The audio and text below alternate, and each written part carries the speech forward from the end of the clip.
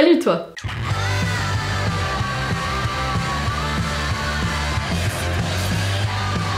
J'espère que la qualité d'image sera correcte parce qu'il fait un temps à chier aujourd'hui, c'est une catastrophe. Je reviens aujourd'hui avec cette vidéo pour vous présenter mes derniers favoris et ils sont assez random. Je vais vous montrer un petit peu de beauté quand même parce que j'ai pas envie de vous perdre, et après un petit peu de magazine, de musique et aussi un bouquin. Alors pour commencer, voilà, je fais mon mouton, tout le monde en parle dans la Blog au Green depuis des mois. Je l'avais acheté depuis des mois mais je ne l'avais pas commencé puisque je voulais terminer mes huiles en cours. Alors c'est une huile qui a des propriétés adoucissantes, protectrices, désincrustantes, qui élimine les impuretés, booste le démaquillage, donc ça si tu l'utilises en démaquillant, préserve la peau des boutons, de l'acné, antioxydante, protège des rayons UV, éclaircit le teint et prévient l'apparition des rides. Mais c'est l'huile magique en somme. Eh bien je vais pas vous dire qu'elle fait tout à 100%, faut pas exagérer non plus, mais j'ai vu une nette différence sur ma peau. Alors là, je sais pas si vous voyez à la caméra mais je suis ravagée du bas du visage, donc je pense que ce sont des boutons dus aux problèmes hormonaux. J'adore être une meuf. Mais sinon, au-delà de ce petit souci temporaire, je l'espère, cette huile avait vraiment changé la qualité de ma peau en fait. Alors de ce côté-là, c'est un peu,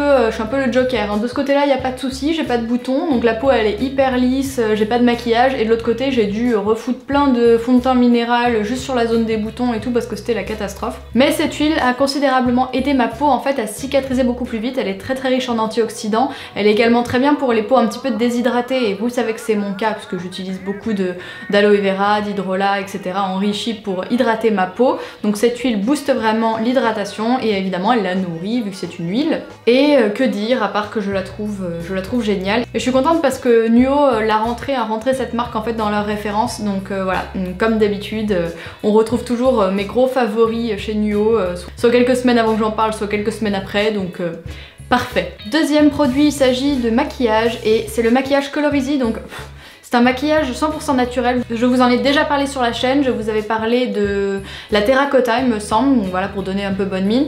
Et le truc qui était quand même un petit peu dommage, c'est que leur packaging sont très beaux, donc en alu et en bois de cerisier il me semble, donc ça jusque là c'est pas dommage. Le souci c'est qu'il n'était pas rechargeable jusqu'à maintenant, erreur qui est désormais réparée. Et maintenant vous pouvez commander le boîtier, donc soit en taille L comme j'ai ici, soit la taille plus petite.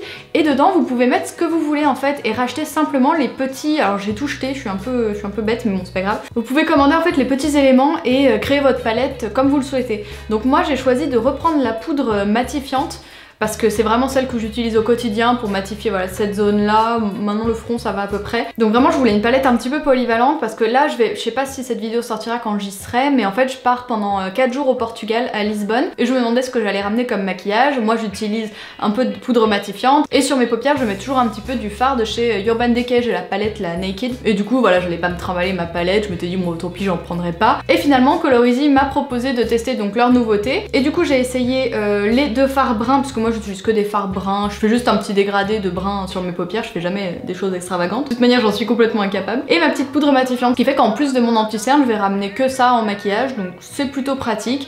Et j'étais vraiment surprise par la tenue. Je vous avais fait d'ailleurs quand je les ai reçus, je vous avais fait une Insta story et je vous avais montré que je testais le fard à paupières et je vous avais refait une photo à midi et une autre photo le soir. Non j'avais pas fait le soir je crois. Mais en tout cas ça tenait aussi bien que les Urban Decay et franchement moi j'étais un petit peu sceptique. Je sais que Colorisy est une marque de confiance mais j'ai jamais utilisé de fard à paupières bio parce que justement je me disais bon allez laisse tomber, ça va filer dans les plis, ça va être une catastrophe. Et en fait ça marche très bien, donc je suis ravie, et ce sans base en plus, donc à tester quand même pendant les fortes températures au Portugal ou cet été, je vous en dirai des nouvelles. En tout cas je suis ravie de cette nouveauté, il n'y a plus besoin de jeter ce truc en bois qui était trop beau quand même, c'était dommage. Il n'y a plus qu'à racheter les petites doses et en plus comme le maquillage était un petit peu cher et au-delà du prix de la qualité on payait également le prix du boîtier, ce qui est normal, là il n'y a plus à racheter le boîtier, donc c'est vraiment super. Donc évidemment vous pouvez mettre ce que vous voulez, vous pouvez mettre soit une poudre matifiante, un blush, une terracotta, un blush, 4 ombres à paupières, un blush, 2 ombres à paupières, enfin ce que vous voulez. Les configurations sont infinies. C'en est fini pour la beauté, maintenant je voulais vous parler musique et j'ai acheté le dernier vinyle, donc, parce que j'achète les vinyles quand j'ai envie d'acheter un album maintenant. Et c'est le dernier vinyle. Ah! C'est trop grand ces trucs de merde. Suite au concert de Jamiroquai à la salle Playel, j'ai finalement acheté le vinyle de son dernier album que je trouve très beau, puisque maintenant j'achète que des vinyles hein, quand de toute façon j'ai 10 heures et si vraiment il y a un artiste que j'aime et que je veux l'encourager et lui donner plein de pognon, bah j'achète un vinyle. Donc j'ai acheté celui de Jamiroquai. C'est vraiment un groupe que j'écoute en fait depuis toute petite, puisque mon frère écoute ça depuis qu'il est au collège. Mon frère a 8 ans de plus que moi. Et j'écoute ça ouais depuis que j'ai moins de 10 ans quoi. J'ai toujours entendu ça dans la chambre de mon frère, j'aimais bien. Et puis après j'ai eu des périodes où j'écoutais que ça, hyper jeune et tout. Et bizarrement nous ne sommes jamais allés les voir en concert et je ne sais pas pourquoi. Mais en tout cas on ne regrette pas d'avoir attendu si longtemps, puisqu'on a fait un concert à la salle Playel.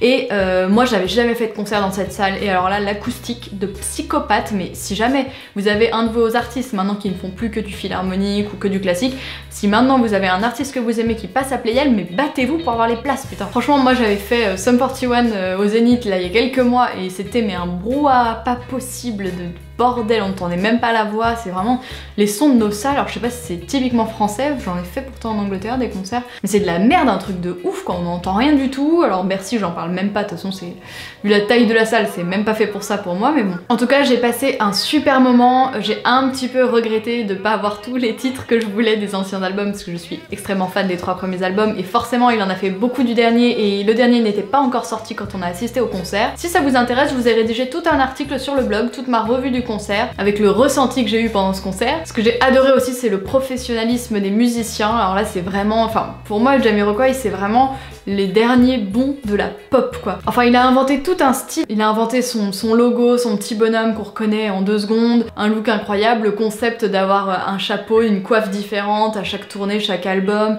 les clips qui étaient quand même assez chiadés. La musique c'est de l'acid jazz, un petit peu pop en foutant de l'électro maintenant, avec des sonorités très exotiques, le didgeridoo et tout. La formation sur scène dans les années 90 c'était incroyable, il y avait des cuivres, il y avait une flûte traversière, une trompette, des trombones, des saxos, enfin franchement des percussions, une batterie, un DJ, enfin franchement c'était vraiment hyper riche et moi j'ai jamais retrouvé de trucs comme ça.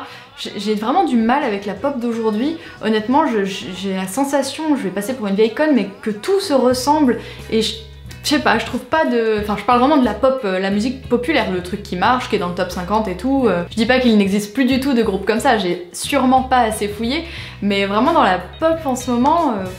je m'y retrouve pas du tout. En tout cas, ce sera un très très bon souvenir, même si je dois avouer que JK était un petit peu moins sautillant que dans les années 90. En même temps, il avait 20 ans et là, il en a 48, donc bon, il était pas vieux, mais il peut pas non plus sauter partout alors que ça faisait 7 ans qu'il avait pas fait de scène, le bonhomme. En tout cas j'ai passé un tellement bon moment que j'ai repris des places pour Bercy, même si je disais à l'instant qu'il y avait un son de merde, j'y vais quand même parce que j'ai trop envie d'y retourner. 4e favori, il s'agit d'un magazine et c'est un tout nouveau magazine qui s'appelle Network et il a été créé par les mêmes gars qui font Rokirama. Et en fait c'est un magazine sur la télévision et tout cet univers un peu pop culture. Et moi j'adore ça, c'est vraiment une thématique qui me plaît beaucoup.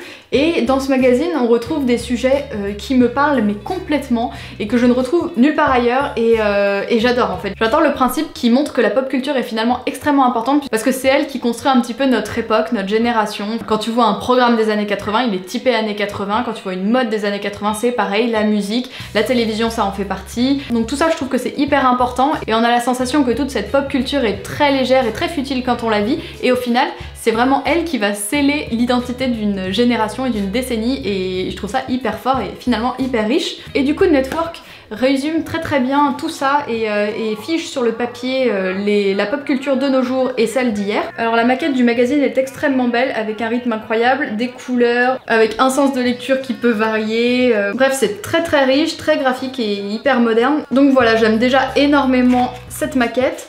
Ensuite, au niveau des thématiques abordées, il va y avoir aussi bien du David Hasselhoff. Il parle de toute la grande période MTV avec toutes les sessions live de MTV Unplugged, avec notamment celle de Nirvana qui a été hyper populaire, hyper mythique. La lumière est belle, douce, les fleurs sentent bon, un moment capté pour l'éternité sur YouTube. Mi-cynique, mi-puriste, MTV Unplugged est le totem transgénérationnel de MTV, une icône des années 90, plongée dans ses coulisses et ses pétages de plomb.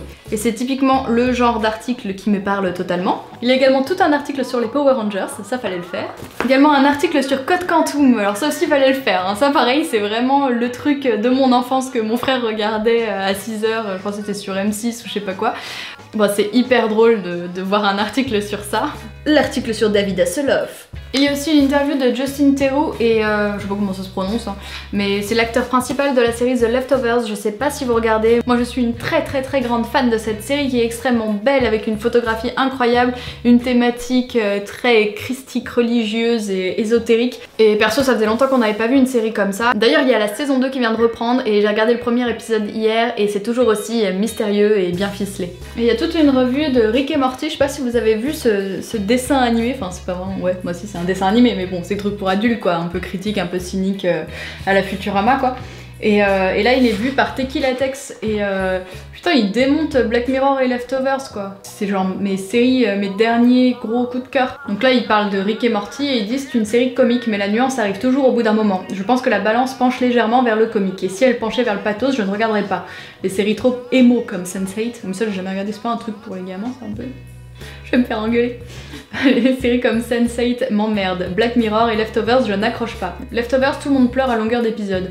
Pour moi, c'est un concours à celui qui arrivera à déprimer le plus de téléspectateurs. L'émotion, ce n'est pas forcément la tristesse.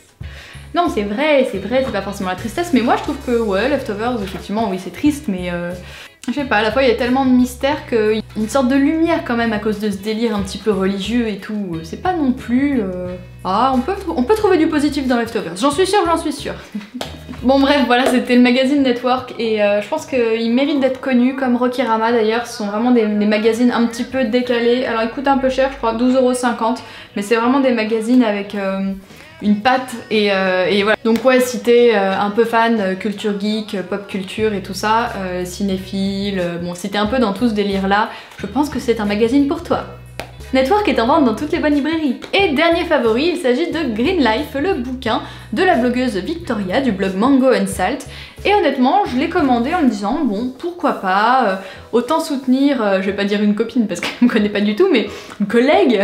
Non, mais je me suis dit que ça avait l'air d'être un très beau projet. Je suis une grande fan de son blog, je pense que c'est énormément de travail de faire un bouquin. Donc je me suis dit, allez, je l'achète, ça me fait plaisir, je pense qu'il y aura de bonnes astuces dedans. Et il faut pas non plus se dire que de toute manière on trouvera tout sur internet, c'est quand même bien d'avoir une sorte de bible de références écrites, etc. et bien illustrée. Et quand je l'ai reçu, je me suis dit, mais c'est pas ça que j'ai reçu là, c'est quoi cette épaisseur de bouquin? Et en fait si, c'est bien son bouquin et il est mais hyper fat quoi, il y a 250 pages, plus de 250 pages et je m'attendais pas à ça, franchement je pensais qu'il allait y avoir 2-3 astuces beauté naturelle, 4 recettes et tout et en fait c'est un truc de malade, c'est hyper complet.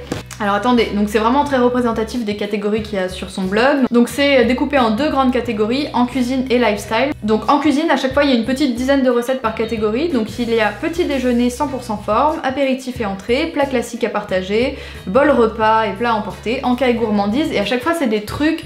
Vous savez, moi je suis pas végétarienne, mon copain est très carnivore. Et du coup, ce sont vraiment des exemples de recettes qui, je pense, peuvent vraiment convenir à des gens qui veulent diminuer un peu la viande, mais qui sont pas végétariens ni quoi que ce soit. C'est vraiment des trucs assez gourmands, mais quand même sains. Donc ça, c'est vraiment top. Et moi, j'ai testé un bol, justement, j'avais partagé, bah il est sur Instagram en photo. J'ai testé, ouais, c'était le boboon végétal et il est trop bon. Franchement, j'ai adoré. Ah oui, t'as aussi boisson froide et chaude, donc avec des smoothies, des laits végétaux, etc. Il y a même... Voilà, à chaque fois une astuce sur le lait végétal, il y a comment on peut le faire. Sur les tisanes bien-être, t'as des exemples de mélange en fonction de tes problématiques, si tu dors mal, machin. Donc c'est assez ouf. Et dans le lifestyle, on retrouve soins beauté cosmétiques, donc des petits dossiers sur quels cosmétiques acheter, soins du visage au naturel, des petites recettes de gommage, soins des cheveux. Pour une maison propre et saine avec tous les trucs entretien du linge, nettoyage de la vaisselle, produits pour le sol, astuces ménagères green, un petit dossier sur les huiles essentielles, un petit dossier sur l'automassage, le bien-être et puis tout un dossier yoga pilates avec des postures et tout ça. Mais regardez-moi la taille de ce bouquin, il est énorme. Lui aussi il a une très jolie maquette, alors c'est plus consensuel que Network, hein, mais on la pardonnera parce que sinon ça aurait été un petit peu le bordel. Mais c'est très joli et c'est toujours, comme je vous le disais, accompagné de petites astuces. Il y a toujours un petit encart, voilà, tu vois. Ces bols correspondent à une portion généreuse pour une personne. Vous pouvez bien sûr modifier légèrement les quantités. Le plus santé, rajouter ça parce que ça apporte ça. Donc ça c'est pour la bouffe principalement. Il y a aussi tout un topo sur quels cosmétiques acheter avec voilà, les choses qu'il faut un petit peu éviter et elle explique pourquoi il faut les éviter, quels sont leurs noms dans les compositions, etc. Donc voilà, hyper complet, hyper riche, hyper épais. Franchement, encore une fois, je m'y attendais pas du tout. Voilà, c'était un très très bel ouvrage, c'est vraiment réussi et bravo à Victoria. Voilà, c'est dans mes favoris. C'est tout pour mes favoris du moment, j'espère que c'est pas trop peu ou trop pas assez beauté, je sais pas, moi j'aime bien plus discuter, vous dire voilà un magazine un petit... Le nouveau bouquin, blog un peu cool, qui réunit tout ce qui est bien-être, beauté également en bouffe. Je vous ai quand même mis de petits trucs de beauté donc soyez pas trop... Dis-moi si ça te plaît que je varie davantage comme ça ou dis-moi si ça te saoule. Bisous! En tout cas, si ça te plaît, n'hésite pas à t'abonner. Si ça te saoule, hésite à mettre un pouce en bas. Mais si tu le mets, précise-moi pourquoi, que je puisse m'améliorer. Faisons les choses comme des adultes. Allez, bisous! Salut!